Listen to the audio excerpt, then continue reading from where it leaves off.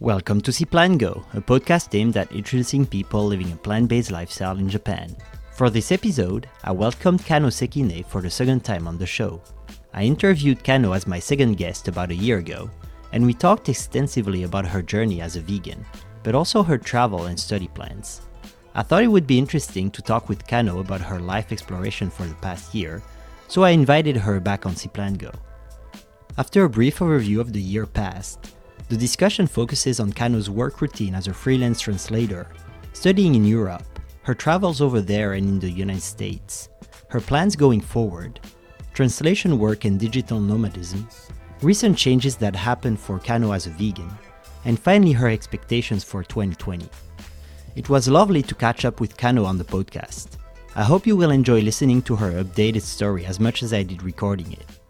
Without further ado, here is Kano Sekine. Welcome back to ciplantgo, Kano. Thank you for having me again. Yeah, sure. It's my pleasure. So for listeners who haven't been listening to when I interviewed you the first time, it was about a year ago. Yes. I think if I remember correctly, it was my third episode. And unfortunately, my sound system wasn't that great. And so there was quite a bit of back noise. This time, we're recording in a restaurant again. Last time was a restaurant too, yeah. But hopefully my sound setup is better, so the sound's going to be clear, and my brother is not going to tell me it's not audible. So it's been a year. Yeah. Can you broadly say what you've been up to? Well, last time you interviewed me, that was just before I quit my job. Mm-hmm. Yeah, I think that's right. Yes, at the translation agency. Yeah. After that, I continued my job as a freelance. Mm-hmm. So yeah, it's been a year, just a year. All right, and so I actually didn't know that you continue your job as a freelance. How different was your work routine compared to when you were an employee and when you decided to be a freelance? Actually, I have received work requests from my former company. Okay. So I don't think there are so many difference between my former job and my current job, because it's like a translation at home or at the office. So, right. But working at home is very comfortable. I'm sure it is. Yeah, and especially for vegans in Japan, I think it's very convenient. Yeah, and what decided you to go freelance in the first place? What was the main reason? Well, actually, my contract was not renewed at the time, so and I didn't want to. Commit to the yes, and you know what? In the company, you have to do you have to translate or check for some contents you don't really want to. For example, fishing programs. Oh, I see. Yeah. And some food programs about meat. So yeah. So but if you are freelance, you can choose a little bit. You know, you can choose more what you want to do. Yeah, I see. Yeah. And I remember that when we talked for quite a while, the previous episode we did together, you said you were thinking about traveling, and you did indeed travel. So during this year, quite a lot. Yeah. And is this also related to how you didn't commit to another contract with your former employer? You went freelance in order to be more free, in order to move? Yeah, it is. It is related because I'm I don't have any I don't know how to say. I'm not a bilingual, so I don't need to. It's difficult to explain. Maybe translation industry sounds very international. But actually, inside of this industry, there is only a few bilingual people or multilingual people. So translators like me have to have to get more experience to live in abroad or I see. stay there as long as possible. And for example, sometimes if I suggest any, if I point out any mistakes, like English grammar or something, other people don't. They don't trust They you? don't trust me because I didn't have much experience to stay or live in abroad. Yeah, because you're not native. No, I'm not native speaker. So I was studying in the US, but it was just 8 months, so that was short. I see. Yeah. So one of the reasons you went abroad was to better your English and also to put that on your resume and have more, let's say, what's the word I'm looking for here? See, my English is not native either. So yeah, you had more people around you would trust your judgment about English better. And I also thinking about to take master's degree. So I have been considering about it still. All right, and that was, I think that was what you talked about last time, like studying abroad, but you ended up like traveling and then I suppose working as a freelance at the same time. And so you're still thinking about maybe doing a master's abroad then in the future? Yes, I am. I am interested in taking a master in the UK because it's just maybe it's just 1 year compared to the US or other countries. Maybe in the US you have to take 2 years. Okay, if you say so, I wouldn't know. I don't know. But in the UK it's just a year, so it's very it sounds very nice for me. But the tuition was very high. Oh yeah, I can know. imagine. Yes. So I was thinking to go to other countries like in France. As you know, it's cheaper. Yeah, it's much cheaper. Yeah, it is. Yeah, but so and I'm interested in the French culture. So I just try to live there. Okay. How so? Yes, I understand this drive, this motivation to go and seek further qualifications, and being a bit stunned at the price of tuitions and everything. It's a very, let's say, a very big difference between France and other countries in Europe, and especially like also the US, that tuition over there is so cheap that's how I was able to study for that long and not just be in debt afterwards. So for those who don't know, in France, because universities, education is heavily subsidized, so taxpayers pay for most, I believe, like the university fees, like the tuition, like everything that goes into the salaries and the infrastructure. In dollars, I guess it amounts to, for 1 year when I was a student, I would pay, or my parents would pay something like less than 300 euros. That's in euros. That's less than $300-400 for a year. So if you study, so if you do an undergrad, you're like looking at less than $2,000 4 years, right? And obviously that's only tuition, and living, if it's in Paris, it's very expensive, but you can, like, it's incomparably cheap compared to the US or the UK. It does have a cost though in infrastructure. They are not as good usually as like looking good as much as in big universities like here in Japan or in the US. Teachers are not paid that much, so it's not very attractive for PhDs to stay in France. But surprisingly, maybe looking at those facts, the level of education is pretty high. So it's a good deal for those who can speak French or find a program that allows studying in English. And were you thinking about taking that master program in French? No, there are some master programs completely in English.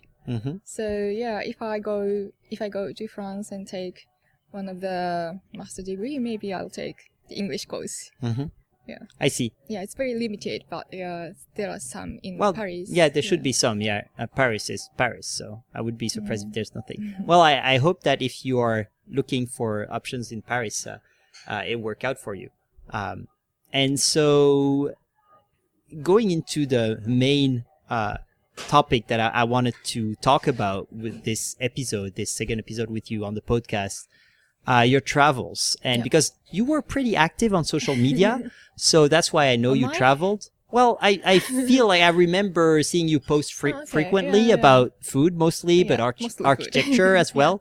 And can you just brush a broad picture of where you started, where you went, and then maybe we'll explore in details later? I wanted to study French, so I decided to stay in Paris at least 2 months. So I was looking for a proper program in language school. So I found one in ICP, Institute Catholic Paris. I think I don't know that. Which is very close to Sorbonne University. I see. Yeah. Actually, Sorbonne has the similar course, but it was already closed. Okay. Yeah. So I decided my school, and when I searched my flight ticket, I found the cheapest one. That was with Egyptian Year. So first I went to Cairo, and I had a 22-hour transit there. I see. So so I went to that pyramids and Sphinx. Oh, okay. So you got out of the airport and you. That's nice. Yeah. It's just one day, but I enjoyed. All right. And so you stayed 2 months in Paris, and from there, where did you go? Actually, 2 months in Paris, and then I went to Lyon. I also took 1 week course, French language course in Lyon. All right. Yeah. And so you stayed 1 week over there, and did you travel more? I feel like I've seen you travel longer than that, though. Yes. After that, I went to London, and then I went to the US, California. Oh, yeah. True. I remember seeing posts from over there. And I flew with American Airlines, so I stayed over in Hawaii as well. And then I went back to Japan, to Tokyo. All right, I see. And how? Well, there's several aspects I'd like us to talk about here regarding your travels, but maybe we'll start with the main one related to the topic of this podcast, like everything vegan related. How did you find what kind of experience did you have starting from whether it's the plane or Cairo or Paris and everything? Well, in Cairo, I hired a local guide, tour guide, and I told him I'm a vegan. He's Egyptian, and he knows what vegan is, of course. So he took me to a local small restaurant, and I enjoyed the local food. Completely vegan. Nice. That's great. That's great. Well, I would expect that since it's a very touristic destination, they would know about veganism. All right. And how about, because you only stayed 1 day in Cairo, so that's one experience. And how about Paris? How did you? Paris was very vegan friendly compared to Tokyo, as you know. Yeah. For example, I stayed with my homestay family in Paris, and I told them I'm a vegan, so they also understand what veganism is. And one of their family member is actually vegan or vegetarian. Maybe between. Okay. Yes. So my homestay family, they are actually in 60s or 70s. But they were in their 70s or 60s? Yeah, okay. They have children in somewhere in Paris, but I didn't see them. Okay. Yeah. So you're staying with that couple who was in their 70s or Yeah. 60s? Yeah. Okay. And did they prepare food for you? Yes. Okay, yes. so you didn't have to manage all that. You were kind of focusing mostly on like the studying, the working, and that kind of thing. But yeah, I requested only breakfast and dinner, so I needed to manage lunch. Okay, Yeah. so for lunch you For lunch, were eating outside or? yeah, mostly in the park. There is Okay. a Luxembourg Oui. park. Why do yeah. I speak French now? Yeah. Go ahead. Yeah, I see where that Dans is. the park. Yeah. By the way, I lived in Métropole. Okay. So yeah, it was very nice area, I think. Montparnasse. Yeah, I see. Yeah, I've been over there. There are many restaurants Yeah, and true. bakeries. And there is Naturalia, French Okay. chain. You know, I grocery don't think store. I've been there. I mean, like my Okay. last, I went to Paris once in the last 3 or 4 years. And the only time I was vegan was like last winter. Was it last winter? I think I went last winter for a couple of days. Okay. And so I didn't explore much. I did hit a few recommended vegan places, but I've never lived there as a vegan really. So you know more than me. You know what? There is Naturalia vegan. So the shop has a normal version and normal a vegan store. Okay. So it's very nice. You don't need to take care of the, ingredients or where it comes from. Yeah, everything is vegan. Everything is vegan. That's so, nice. Yeah, that was very comfortable. And to shop. what kind of food would your host family prepare for you? I remember it was quite simple. Chopped veggies and soup or and bread, of course. Yeah. Would they ask you questions, like start what I conversations about the your diet or things like that? I guess they were talking English. Yeah, or not? they do. The husband talks in English, but the wife, she didn't speak so much in English, so I spoke in French with her. So I explained why I went vegan or what I eat, what I wear, about veganism. Yeah. I think they already know about veganism, so they didn't ask me so much. I see. I see. Yeah, in France, in French-speaking Europe, for all I can tell, in the UK, of course, also, there's been such a change in awareness in the past 5-6 years. Yeah. It's just like those who don't know are very few now, and everyone has an opinion, which also makes things sometimes more complicated because like they have an opinion, so they come with sometimes negative views. And so that's why I asked if their host family were curious. That means usually they're pretty open-minded, at least for a conversation. Yeah, I think they are. Would they eat at the same time as you? Oh yes, yeah. What would they eat then? Regular? I think they eat cheese or some meat as well, but it was very small, a small portion. Okay. Yeah. Okay.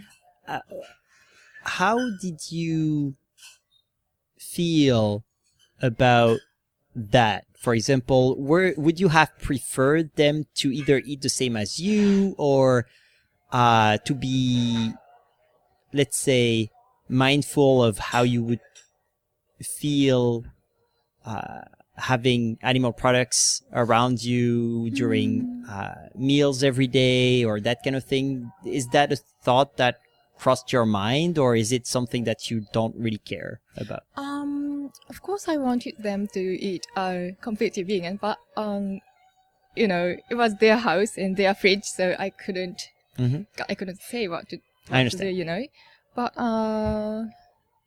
I was worried about cross contamination because they eat meat and they cut meat and I think they don't wash every time they use their utensils or chopping boards.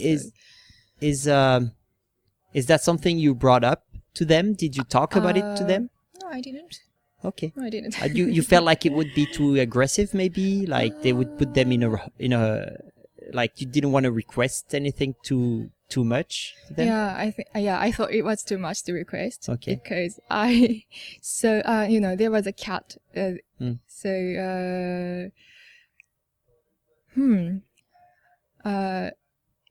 they have to give the cat. Yes. So once they fed the cat, but after that they didn't wash hand, but they eat their food. I see. It's very French thing, or I don't know. Yeah. So they don't care about hygiene so much. So if I explain my concern about cross contamination, maybe they don't understand or they don't want to take care about it. Yeah, just for I me. see. Yeah, makes sense. I can relate to that because I went 3 weeks in Cuba during the summer, and I was lucky enough to get an accommodation, a kind of bed and breakfast place where I was also a homestay, if you will. It's a homestay, and the lady managing the place, the grandmother, because the daughter was there and the grandchildren were there too, would prepare me vegan food, but without really knowing what it was at first. So we had to explain, and she did her best to really come up with a lot of variety. Yeah. But I would eat alone. So that was a big difference. And they would eat, well, they had very uneven hours. And so, but I did talk about cross-contamination to the point that, and because Cuba is a closed economy kind of thing. So it's very hard to come by utensils like pots and stuff. So I brought my pots that I didn't use at home and I gave them to them. And also so that they could use them, so that they don't use what they used to cook their own food. Okay. I don't know if she used my stuff or not. At some point I decided to not care anymore because she was already doing a lot for me. But I understand that kind of worry as a traveling vegan when someone else cooks for you. And if you decide to care, it can be a lot of stress and lead to complicated conversations. So I think it is understandable that you didn't bring up that topic to them. My host mother knows where to buy vegan foods. For example, I think every supermarket in France has vegan options. Yes. Probably. Prepared food. Yeah. So for her, it wasn't so difficult to make vegan food for me or for them. They actually enjoyed some soy meat or okay, that's that. good. That's good. All right. Then you stayed 2 months there, and when you were eating lunch, you just bought something and eating it in the park. How was did you meet people through your studying or through activities that you did that could relate to you as a vegan, or was that totally not happening? I met a British girl who is vegetarian. She was not my classmate, but she was my schoolmate. So sometimes I went to a bakery near my school. It's Le Pain Quotidien. Le Pain Quotidien, yeah, very famous franchise. Yeah, they have vegan croissant and vegan pot-au-feu. Pot-au-feu, okay. Yeah, that was quite good. All right, nice vegan croissant. I haven't had a croissant since I turned vegan, so I should look forward to that. Really? Was it good? Yeah, it was. They actually have a vegan croissant with hibiscus powder. So it's pink. Okay. Oh, okay. If that's better, I don't know, but it sounds interesting. Yeah, it's beautiful and delicious. And how did the study go? Oh, yeah. Oh, good question. before I went to France this time, I was listening NHK radio. Yeah, it was about conversational French. Okay. So so I was listening to the program, but I'd never actually talked with Anyone? in French with anyone. So yeah, that was quite a challenge for me to speak in French. Did you manage to, let's say, not be lazy and use French as much as possible each time you had an opportunity, or did you end up using some French but oftentimes going back to English? Yes. Most of the time, especially when I was with my British friend, I tend to. I tried not to use English, but yes. Yeah, I understand. It is the need for being understood, communication, and feeling like you can express yourself is a very strong urge that everyone has, and it's really hard to forbid yourself to use a language that you're mastering, and just force yourself to use another one. I experienced the same thing in Cuba, so with Spanish, and but yeah, in my case, my French was very bad. So yeah, even though I tried to speak in French, maybe my my British friend, she has she spoke well, but much better than me in French. So yeah, she understood what I want to say, and she said in English. I see. Yeah. So, all right. Yeah. And so after those 2 months, from the start it was 2 months that you were supposed to stay. That the studying program was 2 months, and the lodging 2 months. Yeah. Okay. And so you had already decided when you left Japan to stay 2 months there and then go to Lyon, or was it the decision you? Oh well, actually there is a vegan fashion week in LA. Okay. In October. So yeah, I decided to stay in France or in Europe until then. All right. And so you went to Lyon. What again? Like, was it a kind of last minute thing, or a last minute decision? Yes. Yeah. So how was your experience in Lyon compared to Paris? Well, compared to Paris, Lyon is a compact city, so it was easy. It was easy to transport, and actually, there are very beautiful apartments. I don't know what to say. Like, you mean the architecture? Yes. Okay. I haven't visited the city, so architecture from Renaissance Mhm. villa. okay. So I love architectures in Paris, but I also loved the one in Lyon as well. Yeah. Okay, so you told me you studied there for a week. Was it like quite busy with the studying, or because you're saying like you visited also a lot? I think you went in the countryside too, right? Yes. Saw some castles and things like that. Yeah, I don't know how many castles I visited while I was in France. Maybe 5 or 6. Okay. Yeah. More than me. Yeah. I mean, les Châteaux de la Loire, I haven't visited any that I remember. I visited a lot of castles when I used to live in France, but it was northeast, so it was like medieval castles and ruins and things like that. I used to love that. But the Renaissance castles I haven't, and it looks really impressive.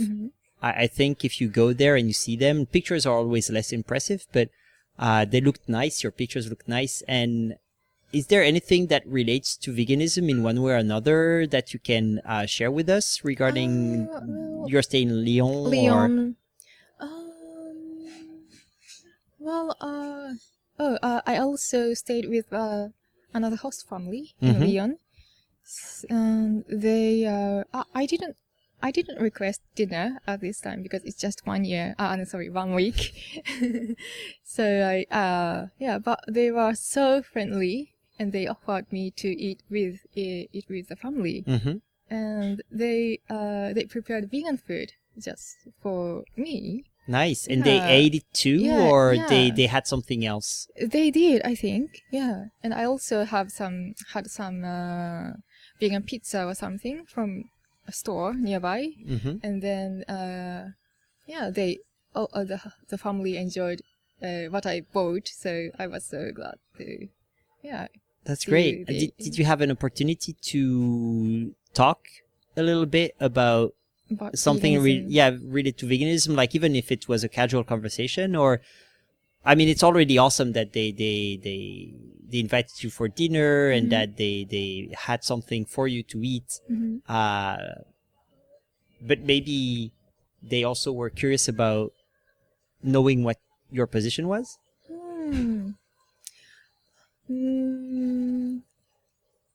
In fact, I didn't talk about veganism so much with this host family. Okay. But one of my school teachers asked me why I am vegan and what kind of lifestyle I have. So I explained about it in the class. All right. In English, in French? In French, of course. Oh, French. Good. It's a French class. All right. And then were there any other students in that program that like kind of could relate to you in that way, or were you the only vegan around? There was this Swiss girl. She is a vegetarian. Yes. But maybe she was the only one veggie person in this school in Lyon. I see. Yeah. All right. And then you flew to the United States. No, right? After UK? Yeah, I went to UK. Oh, okay. Yeah, I went to the UK. Yeah.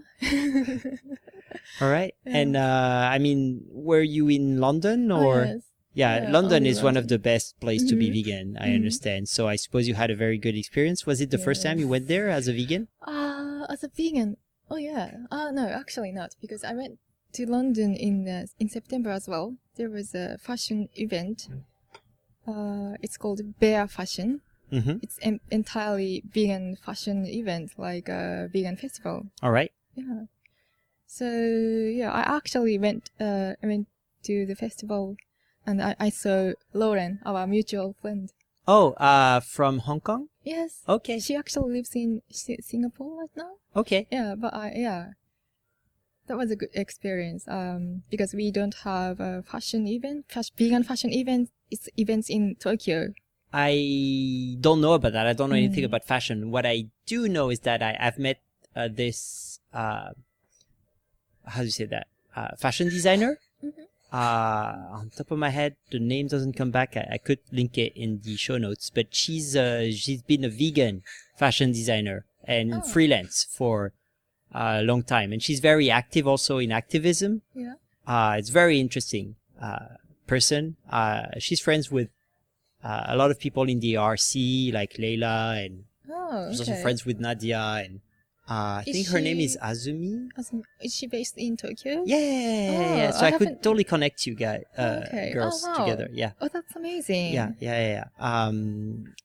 So that's the only person that I know that's related to fashion that's in Japan and related to fashion and veganism. But I'm pretty sure there should be others, and she will definitely know. So if you're curious, you could always ask her. Yeah. And so you went to the UK. And did you do anything like related to work or learning over there, or was it like really? What was your main reason for being in the UK at that time? The main reason was to go to the fashion event. Yeah, and then, sure. I wanted to visit some universities because I was interested. I am still interested in taking translation studies there. Yeah. Okay. And so how long did you stay? The first time, that was just 1 weekend, so two days. Okay. But like after Lyon, it was a bit longer then? About 10 days. Okay. Yeah. Sure. And then from there, you flew to the United States. No. Actually, I went back to Paris because there was a vegan fashion and a vegan food festival. Yeah, food festival. Yeah, that was a big one. Yeah. Yeah, I remember seeing some pictures. Is there anything that was especially interesting to you or like really impactful Yeah, of course. for you at that festival? Something like you were surprised by? Oh Anything? yeah, I was surprised because the difference between Japanese vegan festivals and European ones. I think in Europe, vendors try to get new customers, so they have many samples and free trial things. For example, B12 supplements or something like that. So they give Free samples. free samples. Yeah. So So you can eat for free, basically. Yeah, free things. Yes, of course there are some vendors they sell their foods. But, Okay, and so in Japan, it's different. How like there's no samples really to. Maybe there are some, but mostly restaurants. They have stalls and they sell their food. Yeah, that's true. Yeah. Okay. I would be curious to know what do you really get as a potential customer getting some free B12. It's not like you can taste it and feel the effects immediately. So, but why not? Yeah, it's always good to try your food before buying it. I know that when you're at the vegan gourmet festival here in Tokyo, you line up for a while to get some food. And if you haven't tried it before and you end up not really liking it, you're stuck with what you just bought. So, that sounds nice.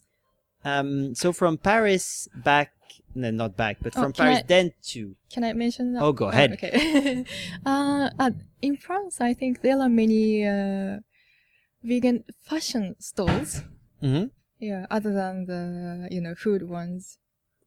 All right. So, yeah, you can see fashion things and that's some cool. cosmetics things. Yeah. That's the biggest difference between Japanese festivals and here it's Western food ones. and and also there are lots of cheese shops. Cheese shops. Sorry. Did you try any cheese that was interesting to you? Yeah, of course. It's accessible to entire in Paris. You can go to Naturalia, for example. You can find some. Not Naturalia, but vegan Naturalia, for example. You can find vegan camembert, Comté, Brie, blue cheese, like Roquefort. Okay. How did you try? I'm very curious about this because I did try some cheeses a couple years ago, just when I started being vegan. I ordered them online. I had them delivered at my family's place in Belgium. And when I went back, I tried them. And I was like, they're okay, but I can see how people don't want to trade one for the other because it's not going to be that good as a replacement. If you don't feel very strongly about being vegan in the first place. What's your impression? And obviously I'm someone who grew up eating cheese every day of his life until he came to Japan. So I come from a very different place than you, I suppose, because cheese in Japan is not a thing. Yeah, and it's very expensive. Yeah, if you take French cheese, it's twice as expensive. But if you take Japanese cheese, it's going to be American-style cheese. It has very mild taste. It's for the texture, and it tastes like greasy and salty, but not much else. French cheese has so much different flavors. Yeah. And like Belgian cheese as well. What's your experience with cheese there? Did you used to like it before being vegan already, or not much, or you don't really know? Actually, my last craving was cheese. So I have missed it. The first time I had vegan camembert, I felt I was satisfied 100% because they have same fermented system. Bacteria. Okay, so it's like the fermentation process is a bit alike, so you find the same texture and maybe kind of taste. Yeah, maybe the consistency was a little bit different. I think the traditional camembert was more slimier. Okay, you can get very slimy camembert, true. But the vegan version was quite good. Yeah. Okay, well, glad to hear that. I still will wait until I will wait that I taste it until I really pronounce myself. Like I say something they made some good cheese, because I think that's gonna be the last hurdle for a lot of people living in France and in Belgium. Like my sister is definitely big on cheese.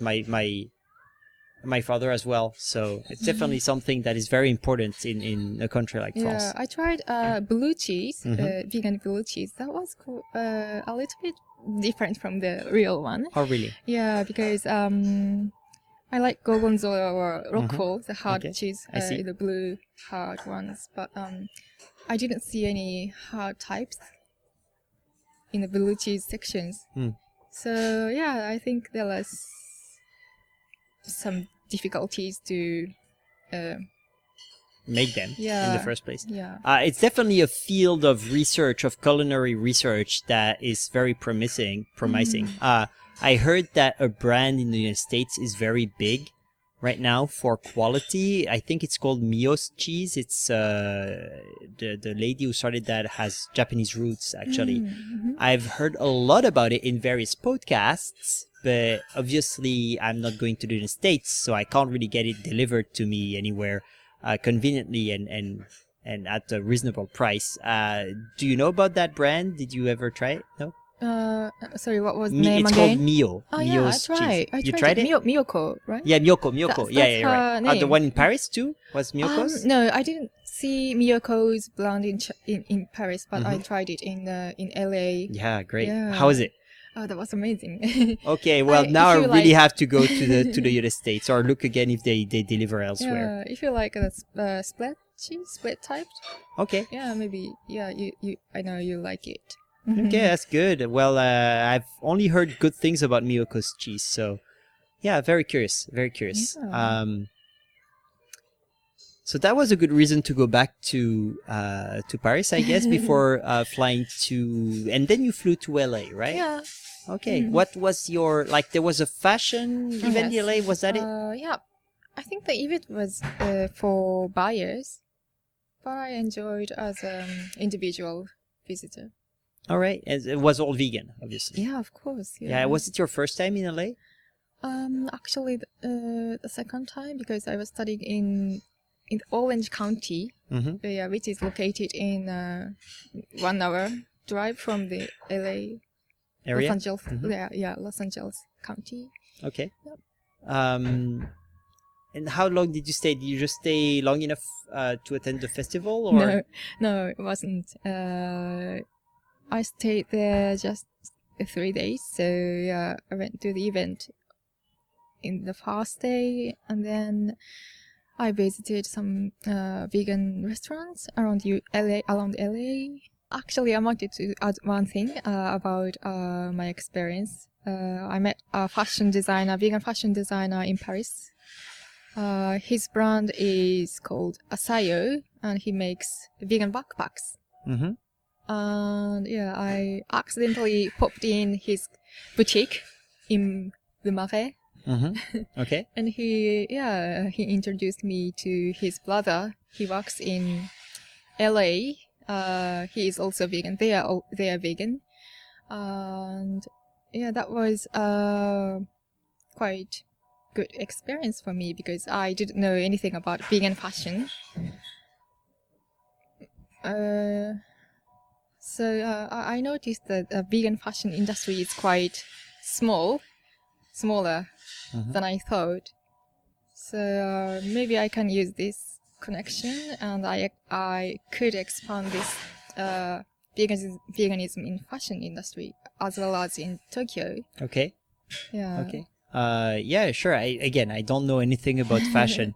I'm the least knowledgeable in that field, I think. So, but it would definitely be great to see more options here in Japan, and more awareness. Like, just awareness would be already a good start, because then people would be careful about what they're buying, I guess. Yeah, because veganism is not only about food.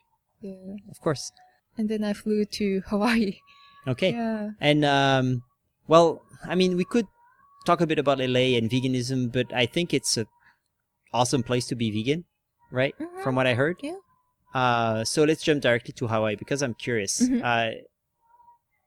How was being vegan? How long did you stay, and how was it being vegan in Hawaii? Hawaii. I was staying there just one day. So Oh, just one day. I didn't have Okay. much experience to talk about veganism there. And maybe you can ask Darcy. Yeah. I could ask Darcy. Yeah, I've had Darcy on the podcast. I think he's just after you. He's number 4 a year ago. That's amazing. I would really enjoy seeing him. I actually got his son today asked me if I was going to vegan meetups often recently, and I've been going a bit less recently for various reasons. But I think he told me his father was pretty busy with work, so I'm not sure to see him today. So Darcy, yes, he's from Hawaii, but I think, yeah, he's going back there frequently, so he would definitely have things to say about it. I think at the time when I talked with him, we didn't address that question. We did a very free-form conversation, so we went all over the place. It was pretty fun. Yeah. And then you came back to Japan. Oh, yes. All right. What's your... So you told me you're looking into thinking about more studying abroad. Yeah. Do you have any kind of idea of how long you want to think about it before you take a decision? You make a decision, or are you kind of... Yeah, I'm still thinking about whether in which country I should take this master course, and I'm interested in interpreting as well, because I'd like to try something different from translation. That would be from English to Japanese, right? Yes. Yeah. Like, well, I mean, that's the translation you do as well, I yes. suppose, right? Yeah. Yeah. Interpretation is very specific from what I understand. Yes. Like, Yeah. ain't it mostly bilingual, natively bilingual people doing that? Yeah, absolutely. Yeah.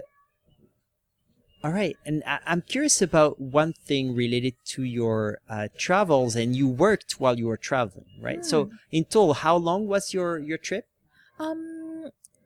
In 3 months. Yeah, 3 months is a very long time for Japanese people because they can't take that amount of, right?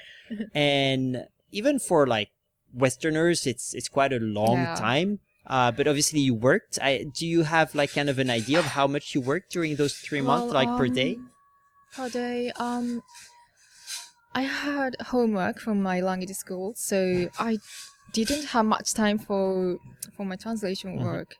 So I asked my former company that I'd like to concentrate on my French studies, so French language studies. So they only asked me to do some very short translation stuff.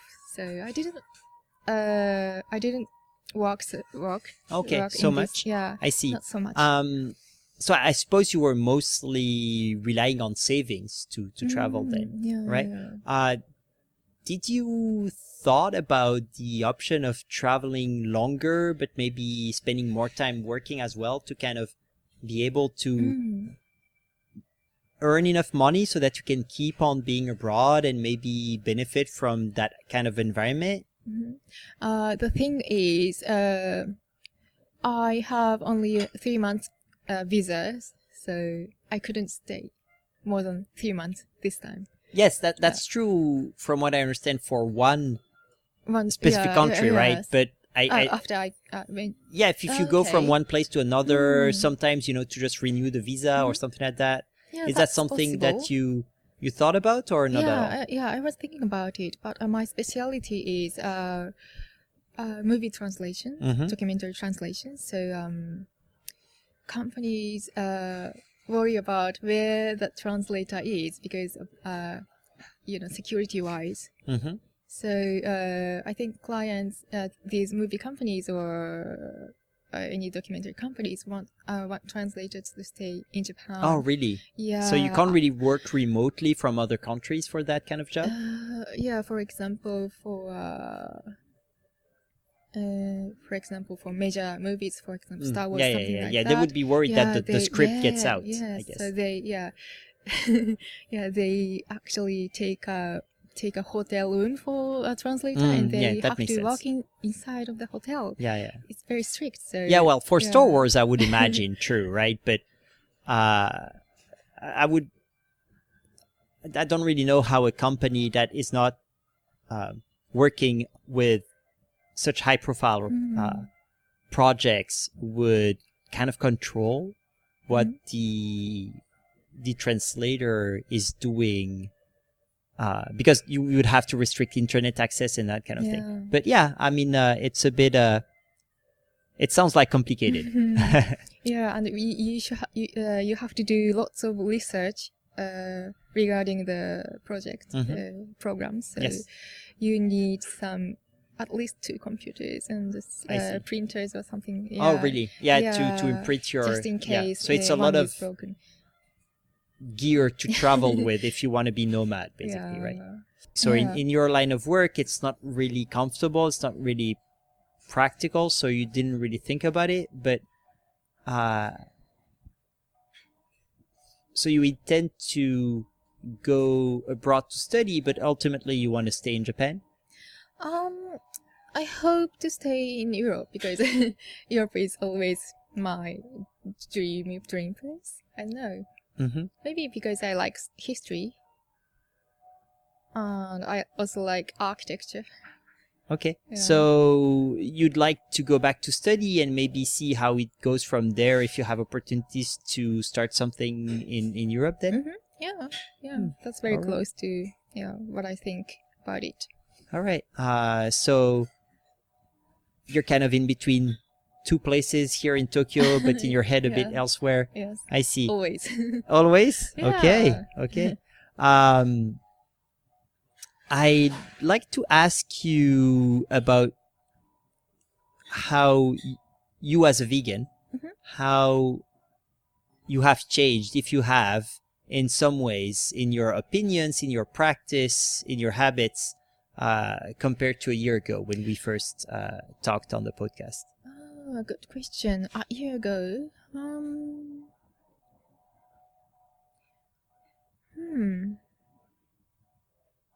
I became more conscious about what I wear, about wool. For example, today my jumper is 100% acrylic. Okay.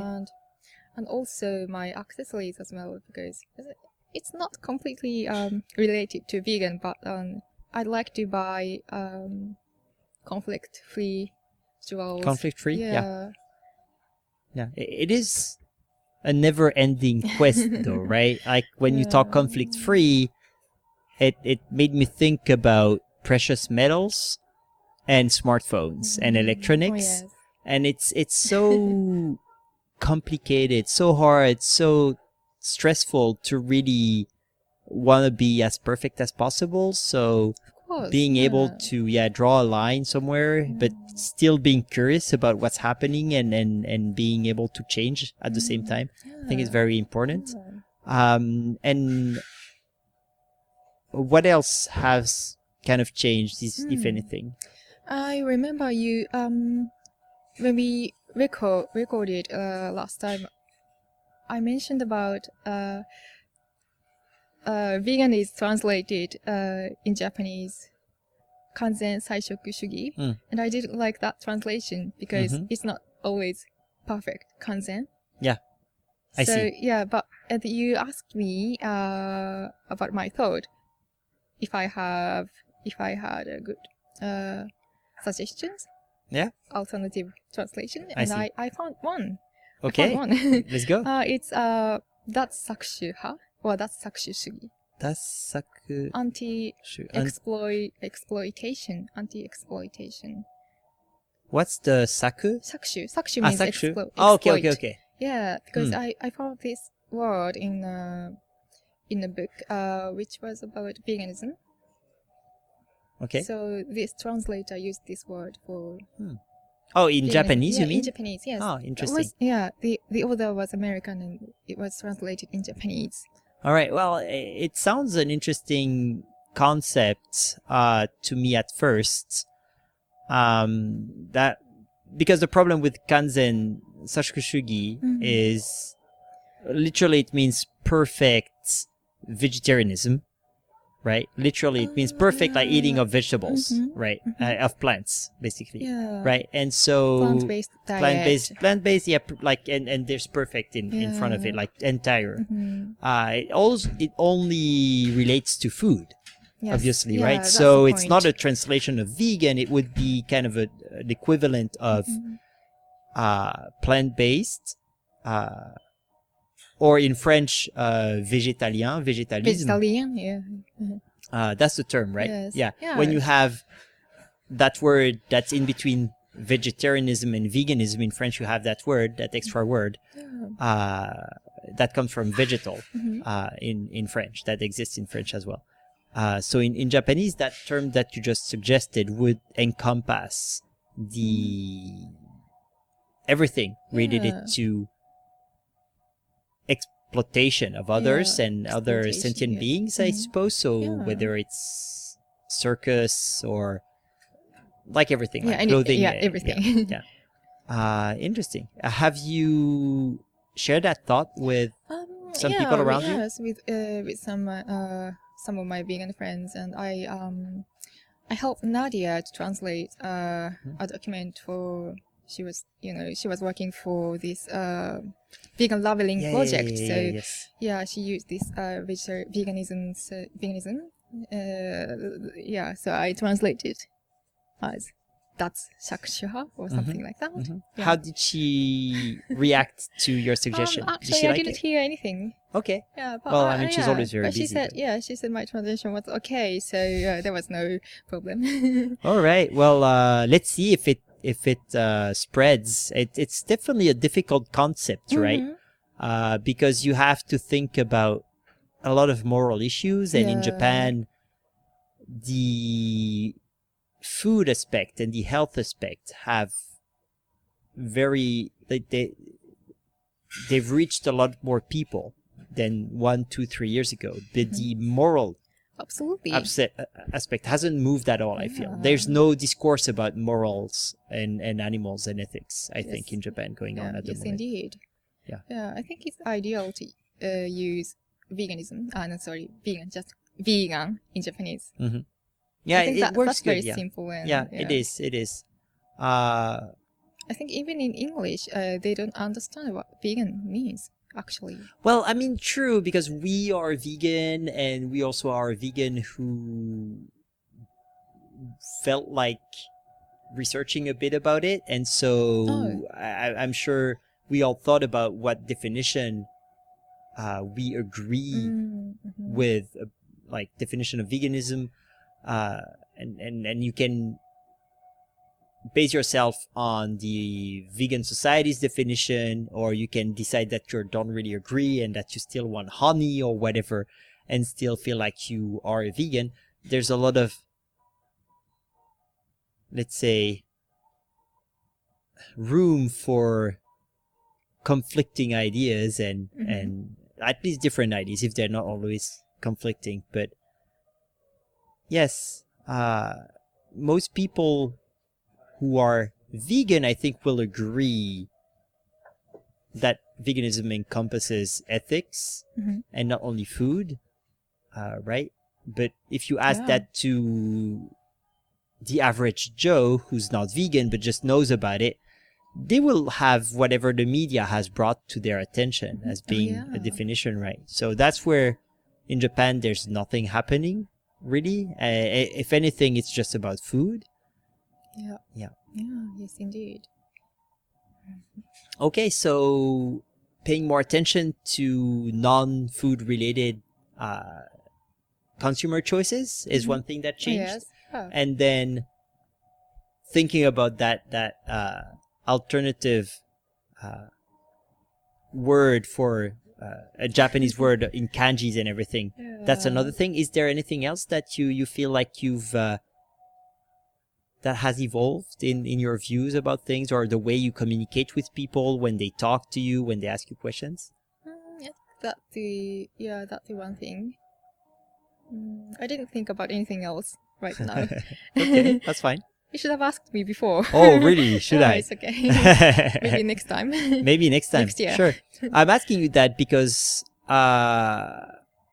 twice a week I have a lunch recess duty at school where I sit down with a different colleague for those two Sounds opportunities. And today my colleague came to me and told me, oh, have you seen that movie, that documentary that's called Meat? Should we stop it, or is it a threat for the environment, or something like that? It was a documentary apparently that sounds like that. And he started asking me questions about it. He knows I'm vegan. I know he's not. So we already had some discussions about the topic, very friendly discussions.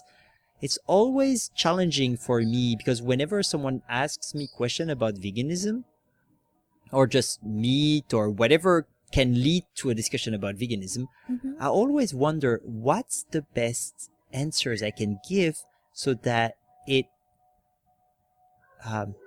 makes the person in front of me more curious and more open to what hard truths are lying behind the questions he's asking, right? How can you lead those kind of discussions so that they end up pointing at the person asking them and making them realize, without them feeling threatened, that they would prefer to be vegan if they could, quote unquote, around could, right? So I always think about that when I'm being asked questions because I was so aggressive 2 years ago. Were you? Oh yeah, I was really aggressive. I didn't I notice. like with my family, I wasn't like saying bad things, but I would react, so I would not have any plans because I had no knowledge about how to. I hadn't read or listened to anyone talk about how to advocate and talk with people who are not vegan, and I was just discovering so many things myself, and I was so sensitive to matters related to veganism, and I'm not totally imprevious to being triggered even nowadays, but I'm in such a better place now that I can talk about it, and I think that's positive change. And do you feel like you have a different way to answer questions or to talk about it, or maybe before you were more avoiding the topic and now you're more comfortable talking about some of it? Well, I felt much more comfortable when I was traveling because I didn't need to. People were so friendly when they asked me what the veganism is, or why I went vegan. Okay. Yeah. So you felt but in Japan, maybe people are more aggressive. Yeah. Do you think they're aggressive? Yeah. Not aggressive, but they. You feel more pressure. Yeah. They challenge me. They challenge my knowledge or my ethic. I see. Yeah, that's very interesting because most people I've asked about how they feel about being vegan in Japan were not Japanese people. And so if you're not Japanese and you're vegan in Japan, people are interested in your differences because you're already different to begin with. But I suppose that if you're Japanese, you have to be Japanese. And you have a hard time being different than anywhere else, right? So we have very different experiences with Japanese people. They will be curious. They will tell me, oh, really, you're vegan? Oh, you're a foreigner anyway, so do whatever you want. I admire that situation. Well, I don't know if admire is the right word, though, because it's convenient, but also means that there's some advocacy that only Japanese people can do in Japan, and that foreigners cannot do because they will be looked at as foreigners and as people who are not on the same level as those who listen to them. It's a bit it's a bit racist, but it's Japan, right? Japan is pretty racist in a lot of ways. I understand what you mean. Yeah. I mean, this is positive discrimination. I'm having a lot of advantages being foreigner, but it's not equality, that's for sure. So I felt much easier to stay to live as a vegan or as a woman in Europe. Okay. I suppose that's also a good reason for you to try and see if you can live there long term. Yes. Yeah.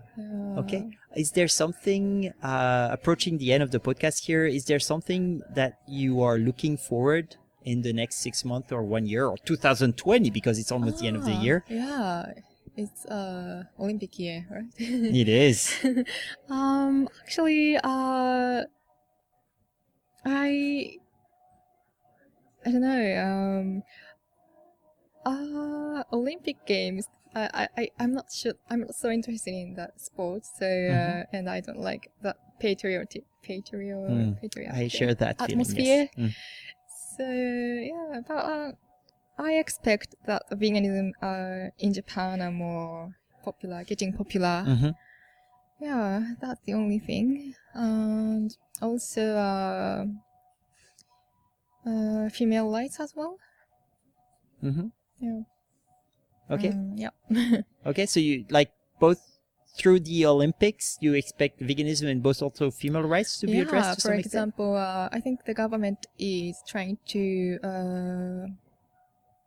be strict about the grabbing on the trains or streets, you know. Oh, yeah, I see. You know what? I felt much safer in Europe than in Tokyo. Oh, really? Is as that a woman, so? Huh. you know. Interesting.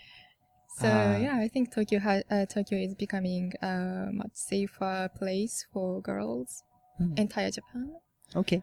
And on a personal level, you already shared with us your potential plans of going back and studying abroad. Is there anything else that you, on a like kind of personal development level or personal project, that you look forward in 2020? 2020? You mean work-wise, anything wise? I mean, whatever, like more focused on you and maybe less on Japan immediately. Yeah. Oh yes.